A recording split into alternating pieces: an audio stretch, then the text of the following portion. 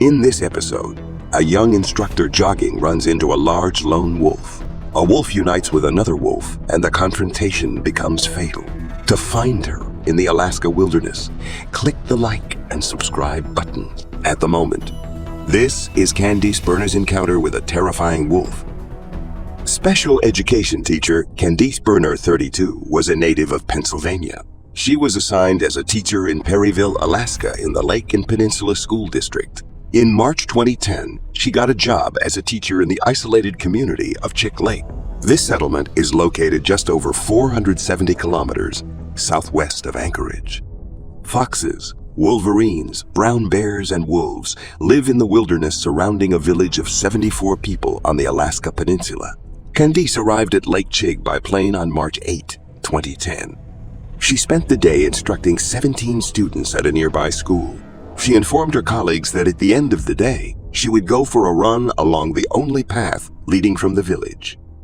At 10:05 a.m., she sent her timesheet to the district office and left the building. She dressed in her gym clothes and left. It was about 20 degrees Fahrenheit or -6 degrees Celsius. There were still 2 light hours left, but Candice passed away less than an hour later. Information provided by wildlife officials, Alaska state troopers, and eyewitnesses has been combined to form the following narrative. The snow crunched under her feet as she hurried along the route. She left snow-covered footprints. The direction of these tracks would later provide important information in understanding the circumstances of her death. The route wound in both directions through the endless tundra. Less than 2 kilometers into her run, she came across some bushes and plants, and a predator lurked among them. Candice stopped abruptly as she turned the corner. She noticed a lone wolf standing in the middle of the road. Candice went cold. The hairs on the back of her neck stood on end. She took off her headphones and sighed loudly, not knowing what to do. She retreated a short distance, carefully watching the wolf. He kept looking at Candice, who was about 3 feet tall and weighed 100 pounds, or almost 60 kgs. He was an amazing height. Candice was on the wolf's radar. It began to approach her, chasing her. Candice turned around and returned home. She didn't want to make things worse by acting quickly. Instead, she moved forward as fast as she could. But when she turned around to look back, she saw a wolf jogging in her direction with nowhere to go or hide. While Candice was running away from the wolf, another wolf joined the chase without her knowledge. She was under the constant supervision of the second wolf. Both wolves attacked Candice in seconds. Candice was knocked down, kicking in hysterics. I moved through the snow. She screamed in agony and misery, fighting back as the wolves bit into her skin and tore her flesh. They loosened their grip for a moment when she slapped them in the face. Candice jumped up and stood up. She had a bite wound on her leg that was bleeding profusely. She called for help as she ran down the path, but no one responded. She ran 30 feet before the wolves' attack began, leaving a trail of blood in the snow. There was a battle, as evidenced by the depressions in the snow. The marks left by Candice when she crawled on all fours, including a torn mitt. She tried her best to escape from the wolves, but managed to crawl only 10 feet before they fatally bit her. Her corpse was carried off the road into the bushes, down the slope. The wolves devoured their prey. 4 locals were returning on their snowmobiles from Dorner Bay in less than 30 minutes. The lead driver saw a spot of bright scarlet blood on the snow as they moved along the highway. Candice was attacked here for the first time when they were looking at all the other places. They carefully followed the blood trail.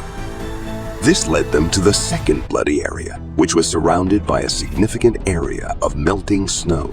Candice was killed here by wolves. The guys looked down the slope and leaned over the railing of the track. Candice's body was found there, 80 feet from the scene of her murder. They quickly returned to their snowmobiles and drove toward Chig to share their discovery. For such a tiny and closely connected city, the find was stunning. One of the men was escorted back to the scene by 3 policemen. Waiting for orders from the state authorities, they stood guard. With the onset of a cold night, the guys shifted uncomfortably from one foot to the other. They stood guard, constantly inspecting the bushes around them. At that time, they were hunting ducks, but they thought that the tracks in the snow indicated a wolf attack. They had no idea how many people were responsible for Candice's death. All they knew was that there could be anywhere from 2 to 20 wolves around. When the two of them couldn't stand the cold anymore, they were undoubtedly watching them and waiting for the right moment to get back to eating.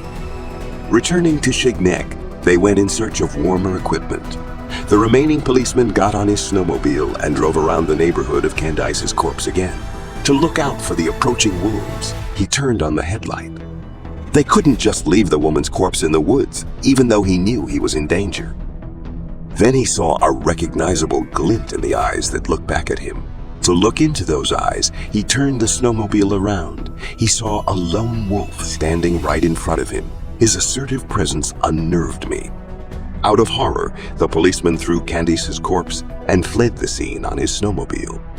When he arrived later, he found that Candice's corpse had been dragged away and was even more eaten.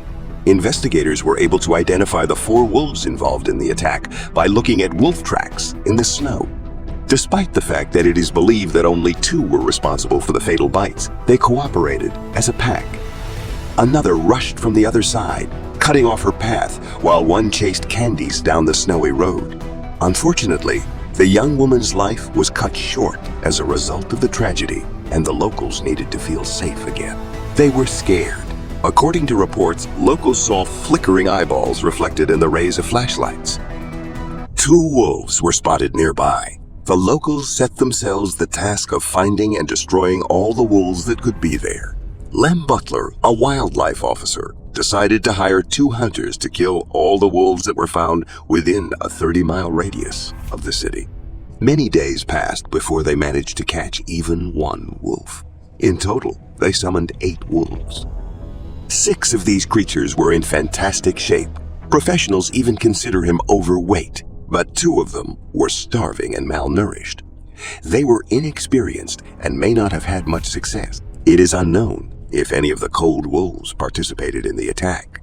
They were hunters of such common species as moose, which were abundant in this region.